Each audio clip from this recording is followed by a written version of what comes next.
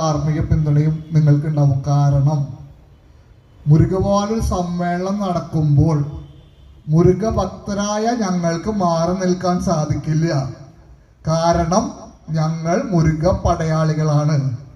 ആ എനർജി സ്വീകരിച്ച് വന്ന ഞങ്ങൾ എപ്പോഴും നിങ്ങളുടെ പ്രസ്ഥാനത്തിന്, ഈ സംരംഭത്തിന് എല്ലാ ധാർമ്മിക പിന്തുണയും തരും എന്ന് ഞാൻ പറഞ്ഞിട്ടുണ്ടായിരുന്നു. അങ്ങനെയാണ് ഇന്ന് ഇവിടെ ഒരു വേൽപൂജ വെക്കാം, മുരുകനെ പ്രാർത്ഥിക്കാം, മുരുക പൂജ വെക്കാൻ വരാൻ പറ്റുമോ എന്ന് ചോദിച്ചപ്പോൾ ഞാൻ പറഞ്ഞു ഞാൻ വരാം. ഒക്ടോബർ 12 നമ്മുടെ മയൂരം 2 പ്രോഗ്രാം എല്ലമാർക്കയുടെ നടത്തുകയാണ് ഗുരുവായൂർ വെച്ചിട്ട്. അത് കഴിഞ്ഞിട്ട് ഞാൻ അങ്ങോട്ട് വരാം. അതുവരെ അതിന്റെ തിരക്കിലായിരിക്കും. അതിനു മുമ്പ് ആർമേനിയ യാത്രയുണ്ട്, തായ്വാൻ യാത്രയുണ്ട്.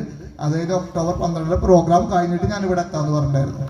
ഒക്ടോബർ 12 മയൂരം പ്രോഗ്രാം അതിഗംഭീരമായി നടന്നു. ഭഗവാൻ അനുഗ്രഹത്തിൽ അവിടെ എത്തിച്ചേർന്ന് നിങ്ങൾക്ക് എല്ലാവർക്കും അറിയാം.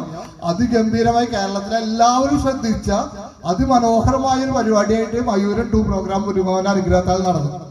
അതിനുശേഷം ഞാൻ പറഞ്ഞ പോലെ ഇവിടെ എത്തിച്ചേരുകയാണ്.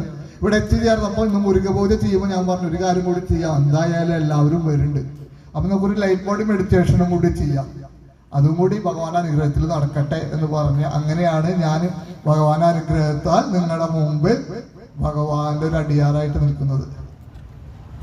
മുരുക യുഗം അത്ര പറഞ്ഞിട്ടുള്ള മുരുക യുഗത്തിനെ കുറിച്ച് ഇന്ന് 12 വർഷത്തിന് ശേഷം ഒരുപാട് ആൾക്കാരെ വാക്ക് ഉപയോഗിച്ച് തുടങ്ങി. എന്തുകൊണ്ട്? എല്ലാവരും കണ്ടറിഞ്ഞു തുടങ്ങി ഭഗവാന്റെ ശക്തി, ആ അനുഗ്രഹം, അതിന്റെ സാന്നിധ്യം, ആ ഊർജ പ്രവാഹം അതെങ്ങനെ നമ്മുടെ ജീവിതത്തിലും നമ്മുടെ ഈ രാജ്യത്തിലും നയിക്കണമെന്ന് ആൾക്കാർക്ക് മനസ്സിലായത് കൊണ്ടാണ് ഇപ്പൊ എല്ലാവരും മുരുകവാനെ കുറിച്ചും മുരുകയുഗത്തെ കുറിച്ചും സംസാരിക്കാൻ തുടങ്ങിയത്. നിങ്ങൾക്ക് യൂട്യൂബ് ഓപ്പൺ ചെയ്താൽ കാണാം ഒരുപാട് ആൾക്കാര്